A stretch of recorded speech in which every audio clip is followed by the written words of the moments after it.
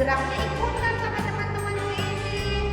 Terus kalau mau baca ayat hafalan, dihafal, didengar, ya, ikut baca sama guru sekolah minggu.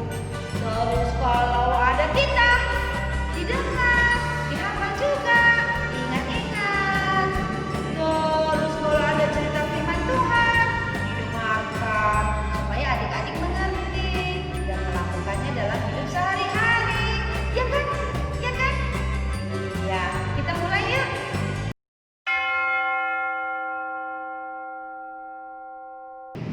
Di dalam nama Allah Bapa dan Tuhan Yesus Kristus serta Roh Kudus pencipta langit dan bumi. Amin. Marilah kita berdoa. Ya Tuhan Allah yang telah menyatakan diri kepada kami dalam sejarah sebagai Allah Bapa, Yesus Kristus dan Roh Kudus, kami memuji Engkau karena kasih setiamu yang kekal telah menuntun kami hingga saat ini. Hadapkanlah wajahmu kepada kami untuk mengalirkan kasih setiamu, supaya kami memperoleh kekuatan menjalani kehidupan ini, serta dipenuhi sukacita menyongsong masa depan kami. Kami mempersembahkan doa ini di dalam nama Yesus Kristus Tuhan kami. Amin. Shalom adik-adik sekolah minggu, apa kabar adik-adik sekolah minggu? Dahsyat, luar biasa, yes. Adik-adik sekolah minggu, kita bernyanyi memuji Tuhan, lagu kita Happy Day.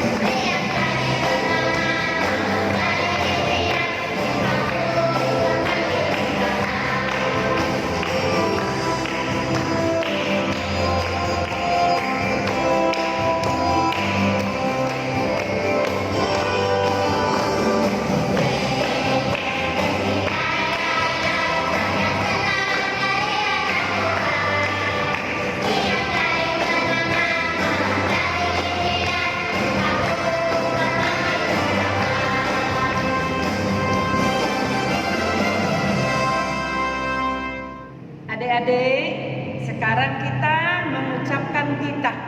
Minggu lalu kita sudah sampai kepada titah ke-10 dan hari ini kita ulangi dari titah Parlobe. Adik-adik, kita ucapkan bersama. Titah Parlobe. Ahudo Jahoba naibatamu, nini naibatata. Lang maloho marnaibatan nalegan, sobali ahu. Sekali lagi adik-adik. Titah Parlobe. Ahudo Jahoba naibatamu, nini naibatata. Lang malo ho marnaibatan nalegan, sobali ahu. Adik-adik kita bernyanyi, aku senang jadi anak Tuhan.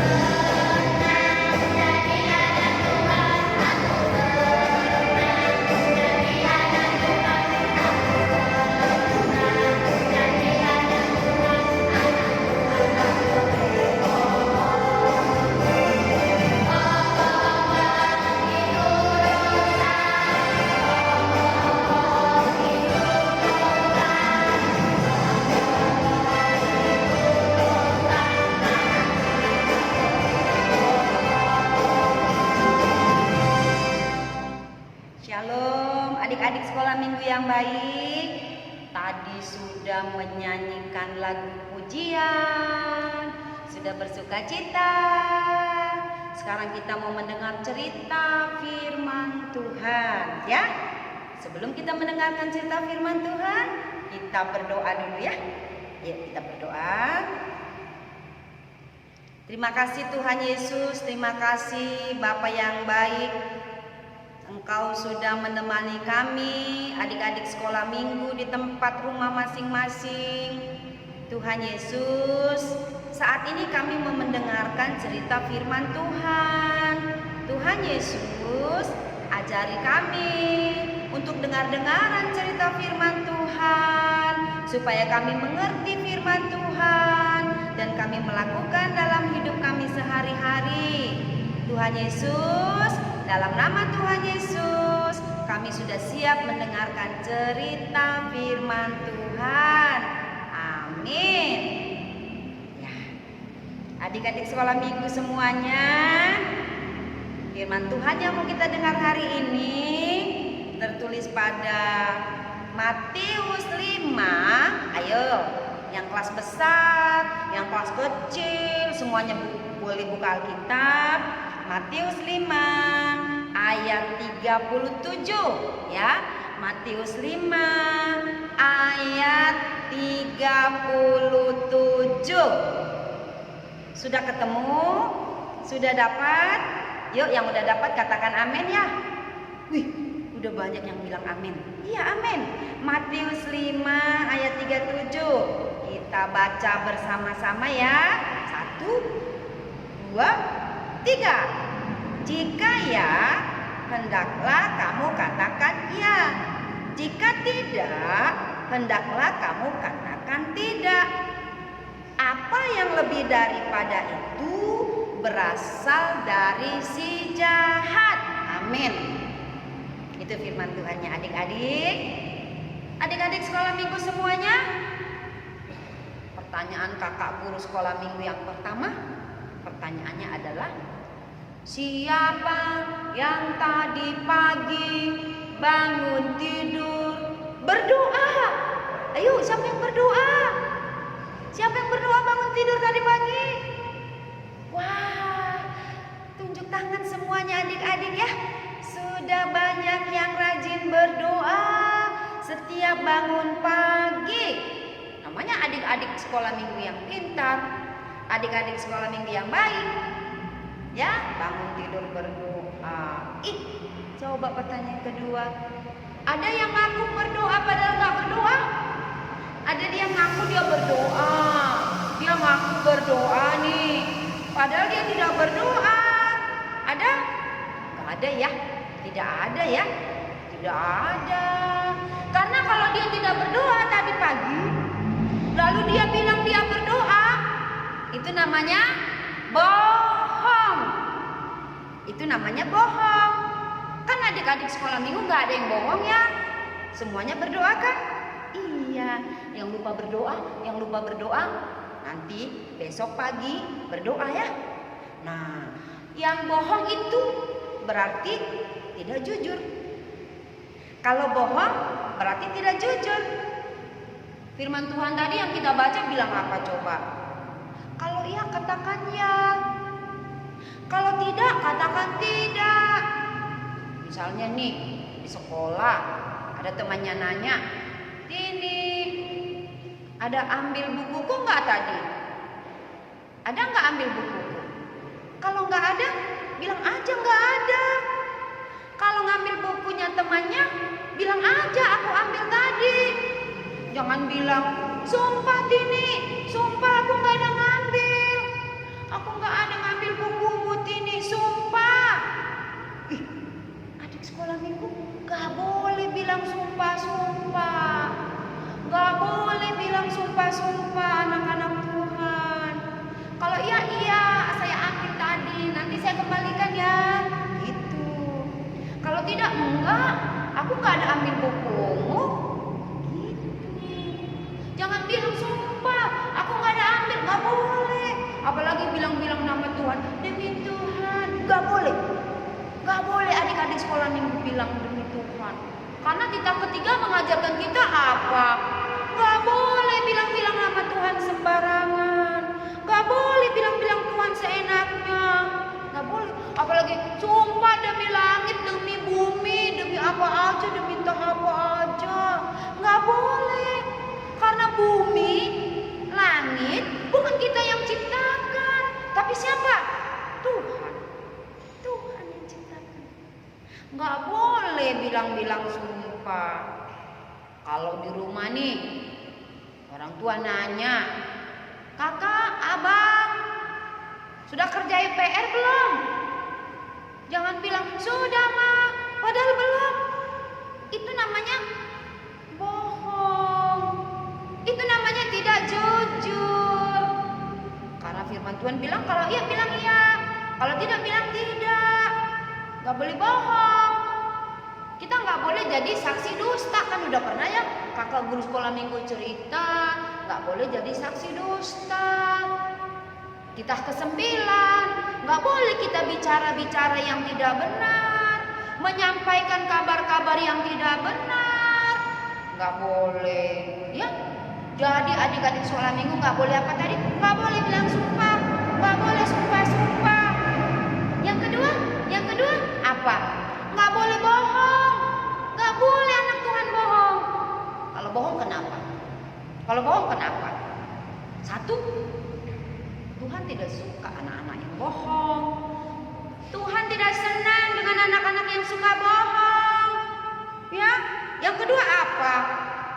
Anak yang suka bohong tidak dipercaya sama orang lain, tidak dipercaya guru, tidak dipercaya teman, tidak dipercaya orang tua, tidak dipercaya bau, tulang, semua nggak percaya dia sama kita. Ya kan? Yang ketiga, kalau bohong kenapa? Kita nggak tenang. Adik-adik kalau bohong kita pasti takut. Nanti ketahuan nggak ya? Ketahuan nggak ya bohong? Takut, nggak tenang hidupnya. Kalau anak yang suka bohong, kalau suka bohong nggak tenang hidupnya. Ya. Yang ketiga sesuai dengan cerita firman Tuhan ini kita harus jujur. Apa yang ketiga? Tidak boleh curang. Kalau main bola, main game, main bonekaan, nggak boleh curang. Kalau pakai mainan temannya, nggak boleh ambil aja. Harus bilang, pinjam sebentar ya, pinjam mainanmu sebentar ya, gitu. Kalau sudah selesai dipakai, dikembalikan. Kalau sudah selesai dipakai, itu tidak curang, itu anak yang jujur. Nah, kalau anak sekolah minggu, adik-adik sekolah minggu tidak berkata sumpah, itu sudah baik. Tidak bohong, itu sudah baik. Tidak curang, itu sudah baik. Ayo, kita mau dengar cerita tentang seorang anak yang suka bohong. Mau dengar cerita nggak? Adik-adik mau nggak dengar cerita nggak? Ada seorang anak yang suka bohong. Akibatnya apa kalau bohong? Nah, akibatnya apa kalau suka bohong? Yuk kita dengar cerita ini ya. Iya, kita sekarang mau mendengarkan sebuah cerita tentang seorang anak pembohong. Tadi kan Matius 5:37, apa isinya adik-adik sekolah minggu? Ini ya, isinya adalah, jika ya, hendaklah kamu katakan iya. Jika tidak, hendaklah kamu katakan tidak. Apa yang lebih daripada itu berasal dari si jahat. Yuk kita dengar cerita seorang anak pembohong ya. Di sebuah desa yang banyak sawah ladangnya, sebuah desa yang indah. Di sana ada seorang anak tinggal bersama orang tuanya di dalam rumah ini di sebuah desa itu. Nama anak itu adalah Si Tony. Siapa adik-adik sekolah minggu? Si Tony. Ini dia si Tony ya, gembira. Si Tony ini nih punya sapi, punya lembu, punya kerbau. Jadi pekerjaan si Tony waktu libur adalah menggembalakan sapi, menggembalakan kerbau. Dia pergi ke tepi hutan, dia pergi ke sawah ladang. Kadang-kadang kerbaunya dimandikan di tepi sungai. Tapi karena liburnya panjang, si Tony tidak ada teman untuk bercerita. Si Tony sangat bosan. Maka supaya orang-orang datang kepadanya, dia berbohong. Di tengah sawah dia berteriak dan berkata, "Ada ular!" Si Tony berteriak, "Ada ular!" Dia berteriak sekuat-kuatnya, "Ada ular di tengah sawah." Lalu hewan-hewan yang ada di kebun heran, monyet-monyet bertanya, "Suara siapakah itu?" Lalu para petani yang di gunung-gunung juga mendengar suara si Tony. "Ih, suara siapa itu? Ada anak minta tolong." Lalu para petani yang ada di sawah pun mendengar suara si Tony minta tolong, berkata, "Ada ular." Maka para petani berlari-lari menemui si Tony, mau membela si Tony, mau membuang ular dari dekat si Tony. Ibu-ibu dari sawah berlarian mau menemui siapa? Adik-adik sekolah minggu? Iya, mau menemui si Tony. Lalu petani-petani lain yang di sawah pun mendengar suara si Tony dari sebuah gubuk. Mereka bicara, mereka bilang, mereka ngomong, ada suara minta tolong, katanya ada ular." Ternyata si Tony tertawa terbahak-bahak. Hahaha, hahaha, aku berhasil bohong. Padahal tidak benar ada ular. Si Tony tertawa. "Hahaha, sudah aku bohongin petani-petani yang di sawah." Tertawa. Hahaha, terbahak-bahak si Tony berbohong.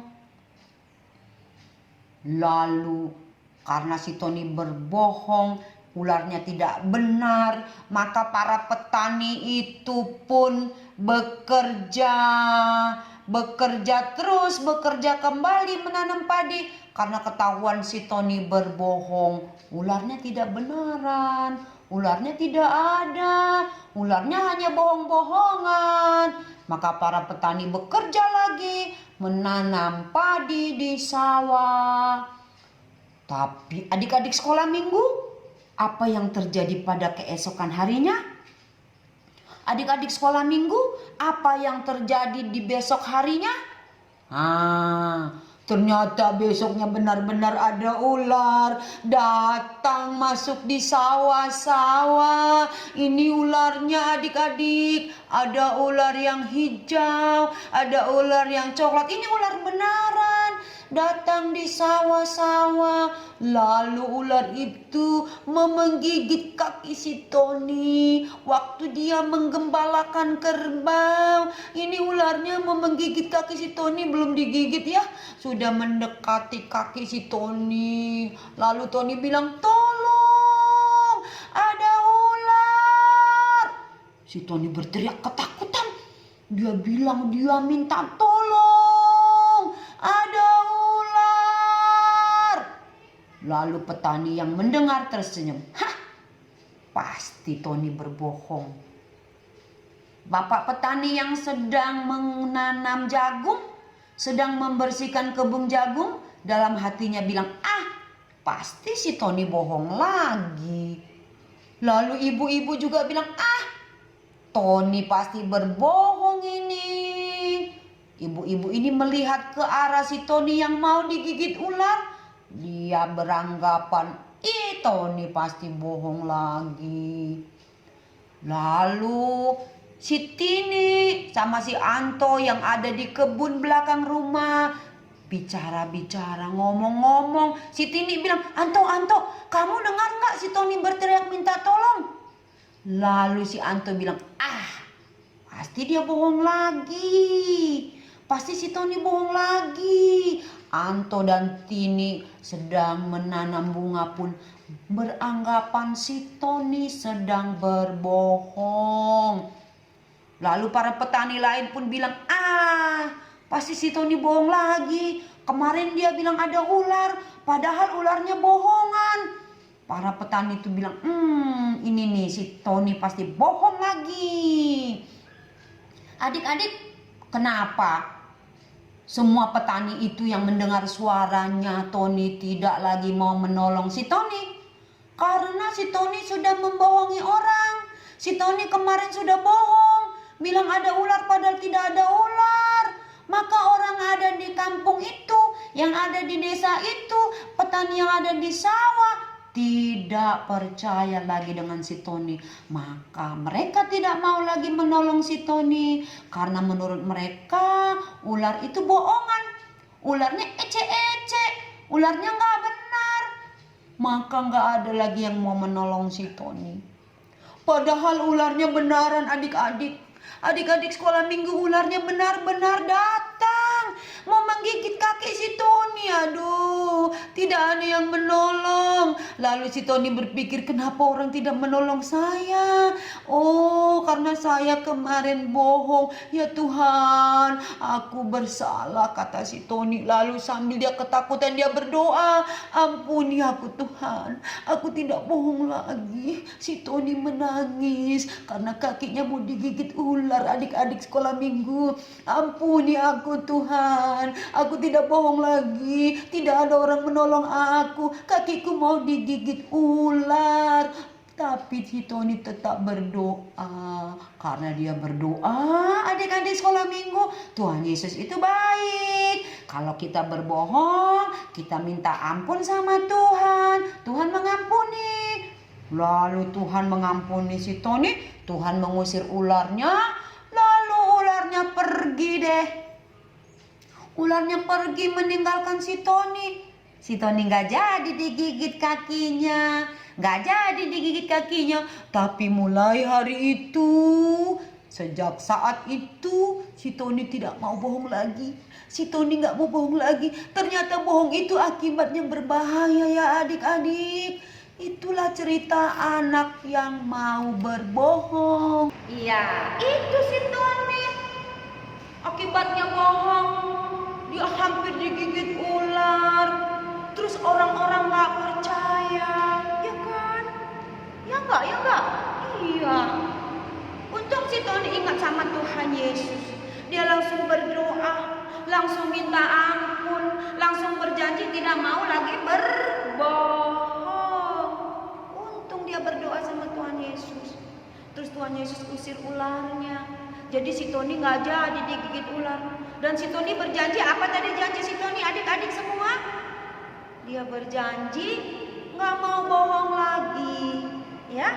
Jadi adik-adik sekolah ini kalau ada yang suka bohong selama ini, ya, mulai hari ini gak boleh bohong lagi. Harus jujur. Ya, gak boleh bilang sumpah, gak boleh main curang. Ya. Kita ulang yuk, kalau anak bohong apa akibatnya? Satu, apa tadi? Tuhan tidak menyukai anak-anak yang suka bohong. Itu yang pertama, ya kan? Yang kedua apa? Anak-anak yang suka bohong tidak dipercaya sama siapa-siapa. Tidak ada yang percaya. Karena dia udah sering bohong, dia ngomong yang benar pun orang tidak lagi percaya. Itu kalau anak suka bohong. Yang ketiga apa? Anak yang suka bohong, hatinya tidak tenang. Hatinya tidak tenang, selalu bilang, nanti ketahuan gak ya bohongku? Nanti ketahuan gak ya bohongku? Marah gak nanti mamaku ya kalau aku bohong? Gitu. Amin. Amin adik-adik sekolah minggu ya. Amin. Amin. Kita berdoa ya. Kita berdoa yuk. Kita berdoa. Terima kasih Tuhan Yesus. Tuhan Yesus mengajarkan kami melalui guru sekolah minggu. Tuhan Yesus mengingatkan kami bahwa anak-anak sekolah minggu tidak boleh bohong, tidak boleh berkata sumpah, tidak boleh curang, bahwa anak-anak sekolah minggu harus jujur. Tuhan Yesus, kalau ada kebohongan kami selama ini, ampuni ya Tuhan. Kami berjanji tidak bohong-bohong lagi. Terima kasih ya Tuhan Yesus. Dalam nama Yesus kami sudah berdoa. Amin. Adik-adik, kita bernyanyi sayang-sayang di sana.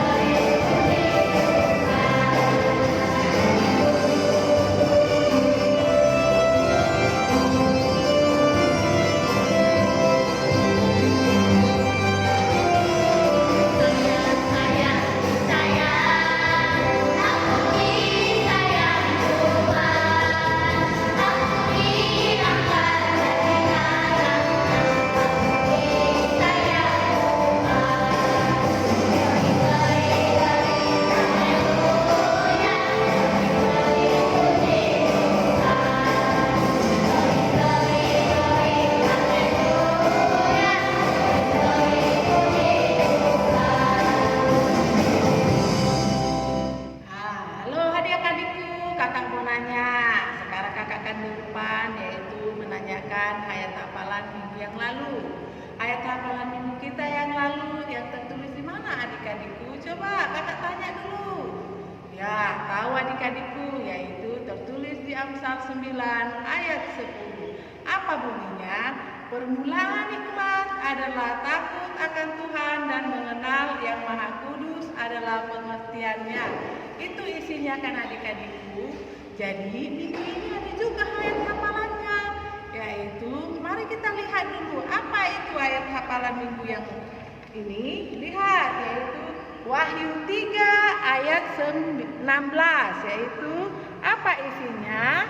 Mari kita bacakan. Jadi karena engkau suam-suam kuku dan tidak dingin atau panas, aku akan memutakan engkau dari mulutku. Itulah yang tertulis, yaitu di mana? Di Wahyu 3 ayat 16. Makanya adik-adikku, mari itu harus dihafal ya, supaya kita mengerti apa itu ayat hafalan kita untuk minggu ini. Ya, mari adik-adikku, kakak mau nanya dulu. Ini kan kita kan sudah libur, yaitu libur apa? Habis bagi rapor, yaitu kakak mau nanya, banyak nggak yang naik kelas adik-adikku? Wah, banyak kali yang tunjuk tangan, berarti banyak yang naik kelas ya.